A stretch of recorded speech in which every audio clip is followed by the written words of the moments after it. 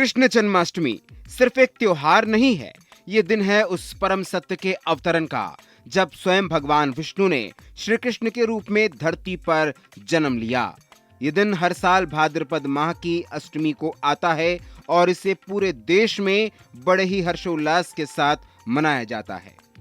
मंदिरों में घंटियां बजती हैं, घरों में झांकियां सजती हैं, छोटे छोटे बच्चे राधा कृष्ण की वेशभूषा में सजे होते हैं और चारों तरफ सिर्फ एक ही नाम गूंजता है, वो है श्री कृष्ण का। जन्माष्टमी का दिन भक्तों के लिए बेहद खास होता है। इस दिन व्रत रखा जाता है, लोग दिन भर बिना अन्न जल के रहते हैं और रात को ठीक 12 बजे जब श्री कृष्ण ने जन्म लिया था तब पूजा करके व्रत खोला जाता है। पर यह व्रत केवल भूखा रहने का नाम नहीं है, बल्कि आत्म संयम, भक्ति और आस्था का प्रतीक है।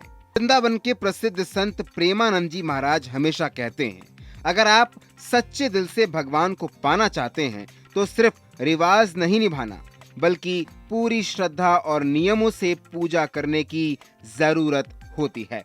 उनका मानना है कि इस दिन व्रत करने वाले ही नहीं, बल्कि जो लोग व्रत नहीं रखते उन्हें भी पूरे मन से भगवान की पूजा करनी चाहिए।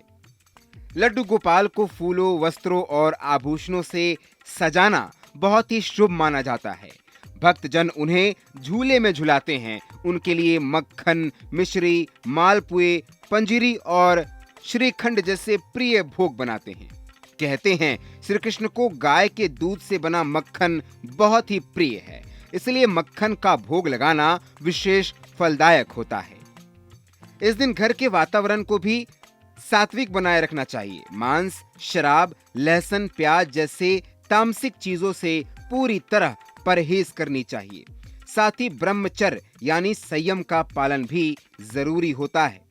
भगवान की पूजा के साथ साथ दिन भर श्री कृष्ण के नाम का जाप, गीता पाठ और लीलाओं की कथा सुनना चाहिए।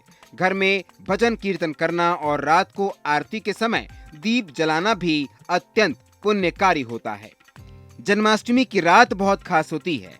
जैसे ही घड़ी रात के 12 बजती है, वैसे ही भगवान श्री कृष्ण का जन्म माना जाता है।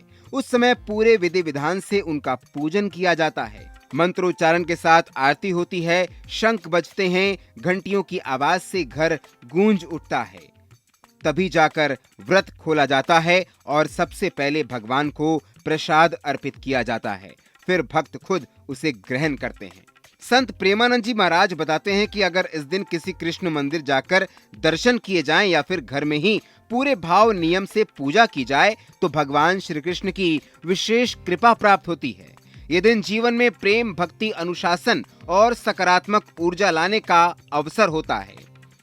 श्री कृष्ण के जीवन से हमें ये सीखने को मिलता है कि चाहे परिस्थिति कैसी भी हो, सच्चाई, प्रेम और धर्म के मार्ग पर चलकर हम जीवन को सुंदर और सफल बना सकते हैं। इसलिए इस जन्माष्टमी पर सिर्फ त्योहार नहीं, बल्कि श्री कृष्ण की भक्ति में डूब जाइए। अपने मन, घर और कर्मों को शुद्ध कीजिए ताकि भगवान की कृपा आपके जीवन में हमेशा बनी रहे।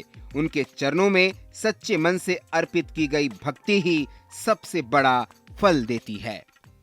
इस वीडियो में दी गई जानकारी केवल पौराणिक मान्यताओं, धार्मिक विश्वासों और ज्योतिषीय तथ्यों पर आधारित है।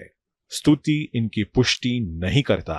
किसी भी उपाय को अपनाने से पहले संबंधित विशेषज्ञ से सलाह जरूर लें।